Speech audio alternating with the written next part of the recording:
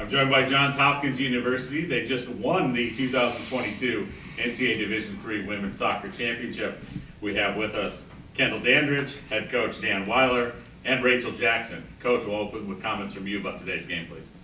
You know, what another just fantastic game. I mean, not unlike a couple days ago, the energy in the crowd.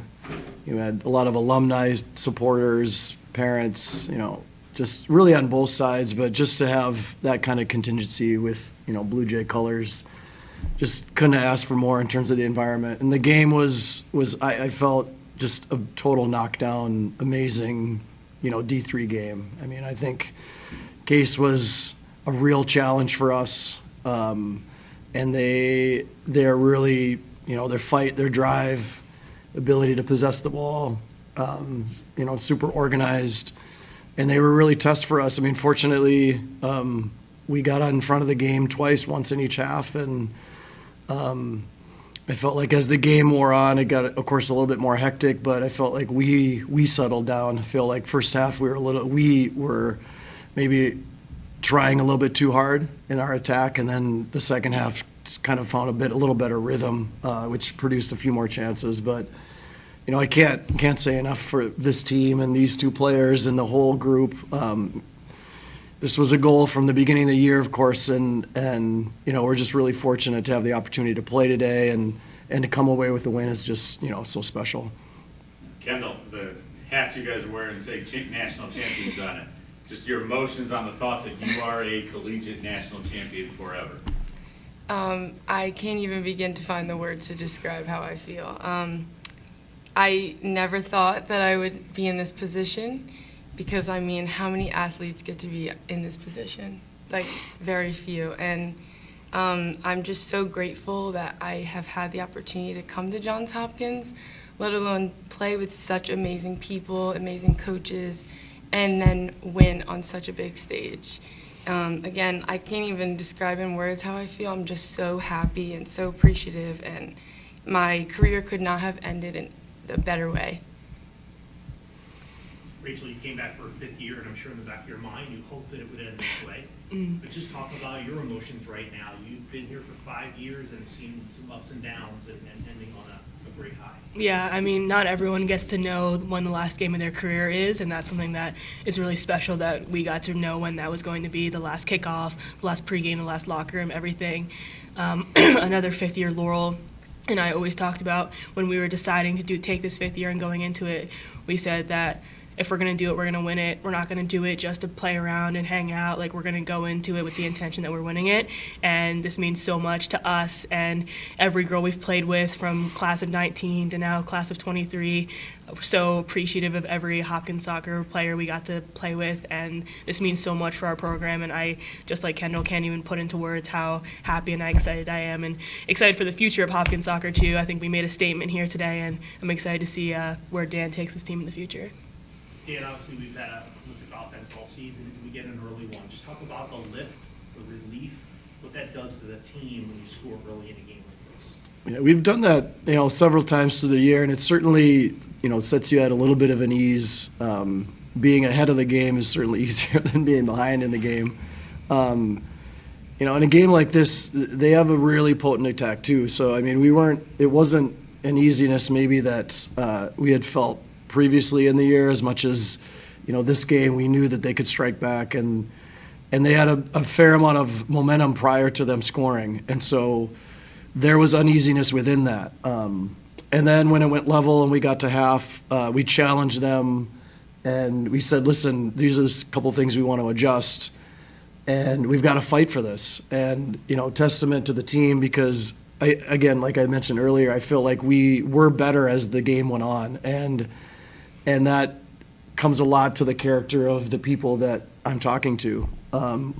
And that second goal, then potentially a third, but it's all those moments are really game-changing moments.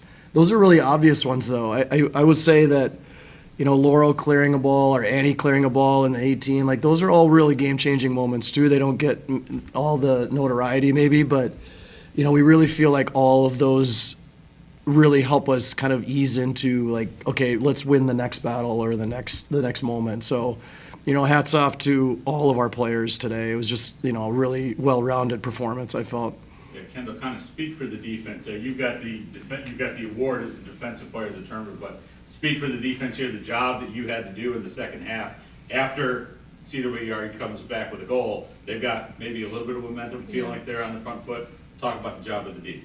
Yeah, as a defender, it definitely is. It's always a little scary when a team gets in behind, and then now you feel like the battle is real.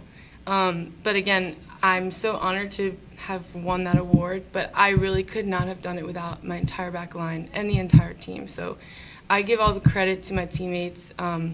Laurel, the communication was spot on every single second of the game. Annie, going to hard tackles and then not letting anything, basically take her out of the game. She was in it the entire time, including the entire back line, all my teammates once again, and we just put up on such a hard fight, and all respect to Case Western too. They really gave us a hard battle. It was a great showing, and I just think again, like Dan said, it came down to the little moments, the little details. Everyone won their individual battles today, and that's what ultimately led to our success.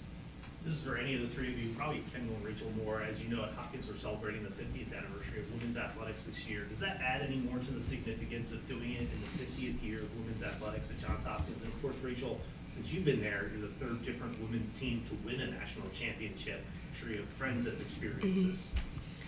I think it means a lot. I think especially we've talked a lot about this season about thinking about back when we started playing soccer and playing for that little girl that started playing soccer, and especially when we were doing our community service at the middle school and interacting with those younger girls and seeing how they looked up to us as role models.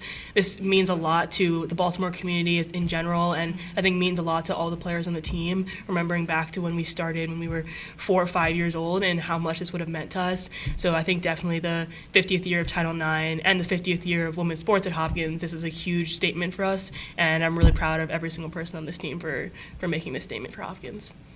Yeah, I totally agree with Rach, and I think although I haven't been here for as long as she has, 5 years now, my biggest thing coming in was just how can I make an impact for the rest of the team? How can I add to the team and the skill that's already on this team? And how can I not only be add as a player, but as a person?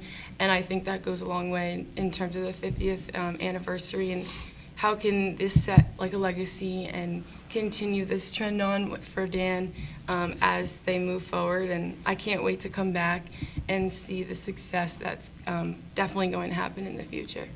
Yeah, Coach, throughout it here, we'll finish up here. The final words will go to you, but we've heard twice now playing for you program coming on for you. Your opportunity now to gush about this program and what's going to stick out for you as a showcase, as a highlight of this team outside of just the national championship. But what is special about this group? I might not make it through this one.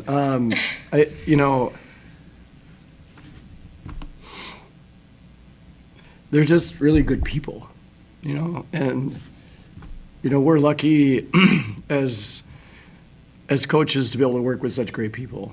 And there's never a day that I go into practice and I feel like it's a job. I always feel like this is what I was meant to do, but these were also the people I was meant to be around. And they make it look easy, to be honest, but I said to them before the game that that these moments of pressure are really moments they've been preparing themselves for their whole life. The standard of excellence that they hold themselves in every part of their life is pretty exceptional. And we as coaches and even my support staff and administration, we just have a real luxury to have these amazing people around us. And these awards are pretty amazing, really. But a lot of the work that they have done is to connect with one another and to be cohesive and to treat each other with kindness. And they've done that from the beginning. They're ballers too, so they compete and they throw down, and it's just a really pretty fun way to end such an amazing season. Well, Coach Kendall and Rachel, congratulations on becoming the 2022 NCAA Division III Women's Soccer Champions. Thank you. Thank you.